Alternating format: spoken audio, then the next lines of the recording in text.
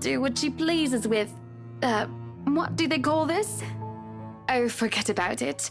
At the very least, it's not as dreadful as the one art exhibit I was forced to attend last month. So does this mean 3 people saw the letter now? You should have seen it, Marianne. Even you would have been appalled.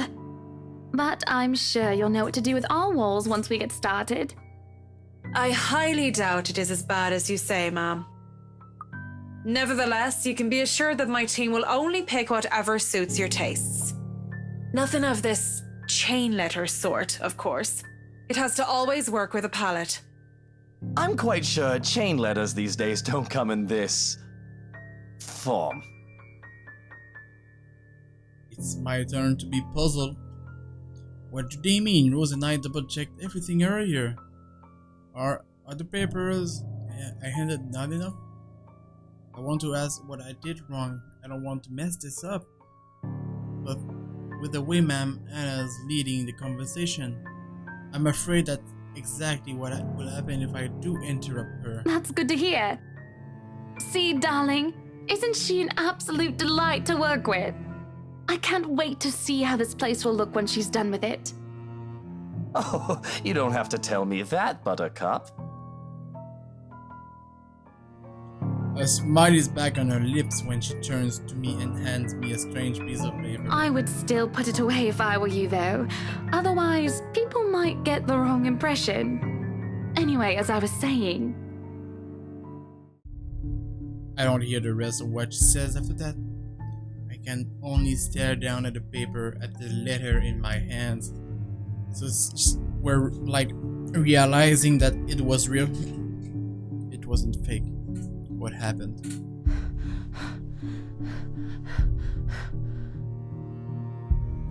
Dread quickly fills my mind. Sorry, I wasn't reading. Isabella? Isabella? Are you alright? You're looking pale.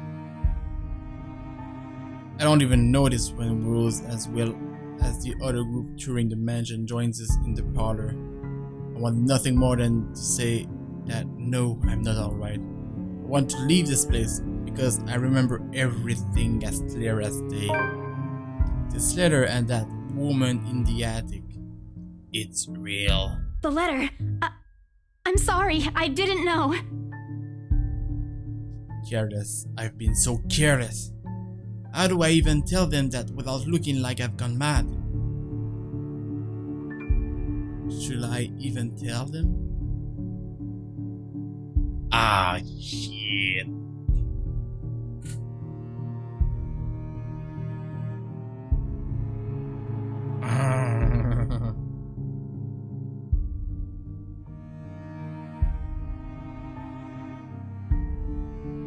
I'm kind of torn between those two choices because, of course, the obvious choice here is to not show the letter because we don't want to be exposed like bad. We don't want to expose that letter because it's not gonna be good for the sales. But at the same time, the letter said to show it to 5 people or else.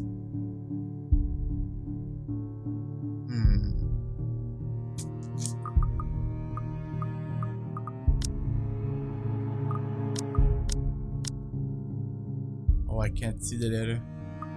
Damn.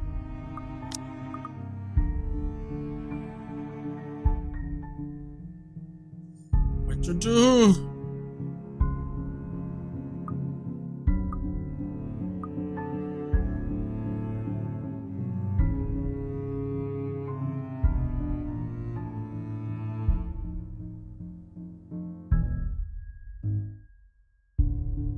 I guess it's or else we die, basically, but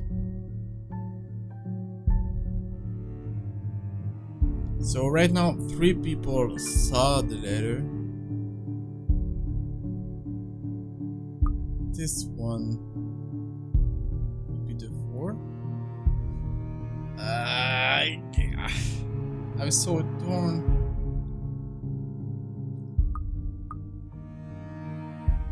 Fuck it. I blurt it out before I can think twice about what I'm going to say.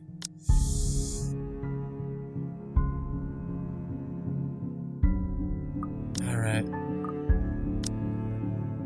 Well, where is... I don't see her name here. Rose, we need to get out of here. This place is cursed. Rose casts a nervous glance at the people near us. Most are still engaged in a conversation with their peers, but with those curious enough to turn their heads in the direction of a little group have been given the trademark saleswoman smile. A tight expression is on her face when she pulls me aside. Isabella, we've already had a conversation about this weeks ago. Those are just stories. And I'm telling you that it's not. I saw something in there. It's not human at all. I thought it was just nothing, but isn't this letter proof enough? She daintily reaches out to plug the paper in my hand. Without even taking a glance at it, she folds it back neatly. Oh. Look, I'm really getting worried about you. I know you want to see this open house through, but your condition is more important. Well, she did not look at it. Give me a few minutes to wrap things up here, and I'll drive you to the nearest hospital. Damn. No! You don't understand! There isn't a condition, Rose. No concussion at all. I'm fine. Well, at least we're gonna be out of this place. But this place isn't, and you're being stubborn about it. Before Rose can open her mouth for a retort, a hand lands on both our shoulders, putting the two of us a distant close. Now, ladies, what seems to be the problem here? Nothing, sir. I just had to clarify a few things with my colleague. Well, it certainly seems intense. A smile fits the two of you better, in my opinion. Especially darling little Lily here.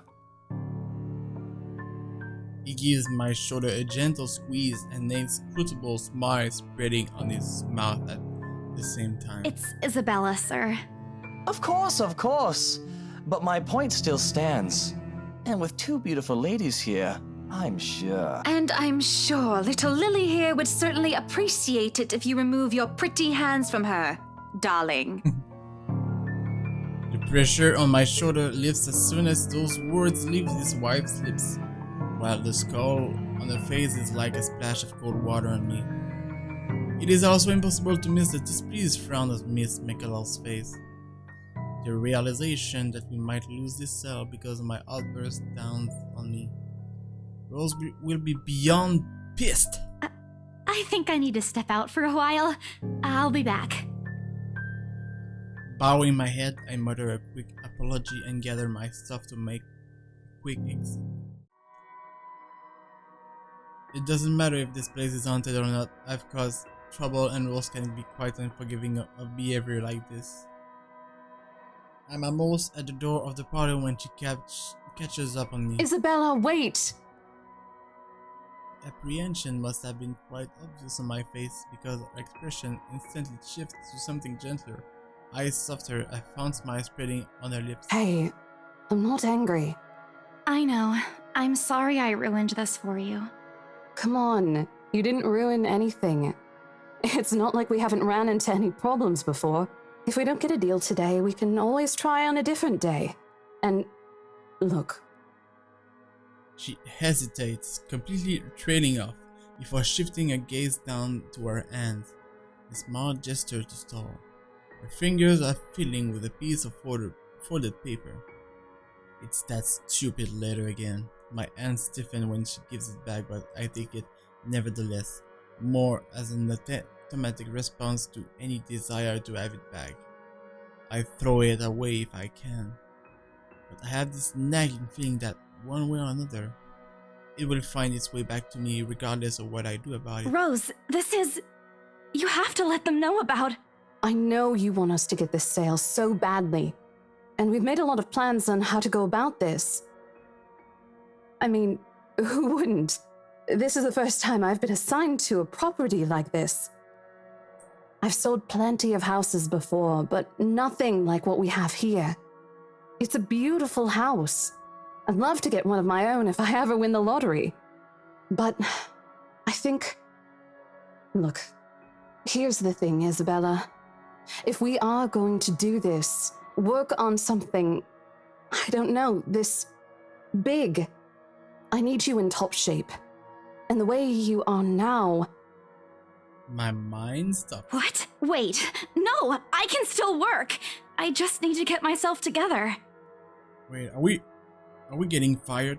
That's what you said earlier.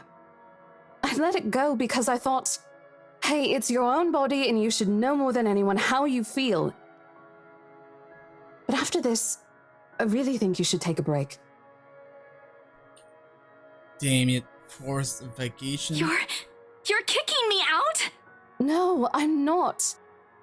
Yeah, you are. Look, all I'm asking is for you to take a seat somewhere I can see you, and let me handle this for now. You're clearly not yourself, and I honestly could use some time not worrying when you'll fall over or not. The day's not even over, and I'm already feeling the stress. Please, humor me just this once. She claps her hand together in front of her, eyes pleading for understanding. And I do understand. To some extent. That doesn't mean I feel any less awful. Whether at myself, at the unlucky turn the situation has taken, or for her, I don't really know. I promise I'll give you a full report of what happens after. I'll even let you take the lead tomorrow. Fine. Okay. I'll step aside for now. You're upset. A little, yeah, obviously.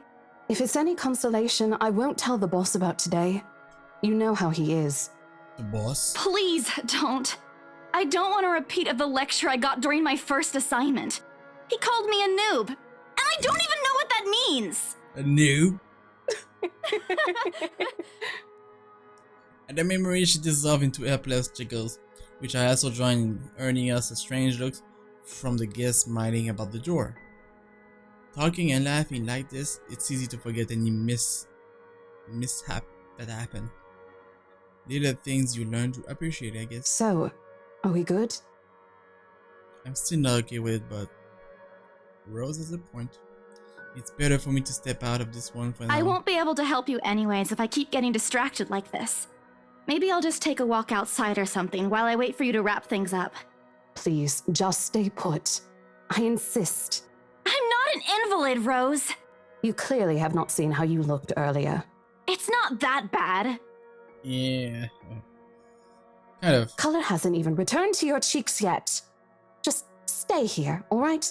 Let me finish what I'm doing here, and then I'll take you back to Luxembourg myself to have that minor bump checked.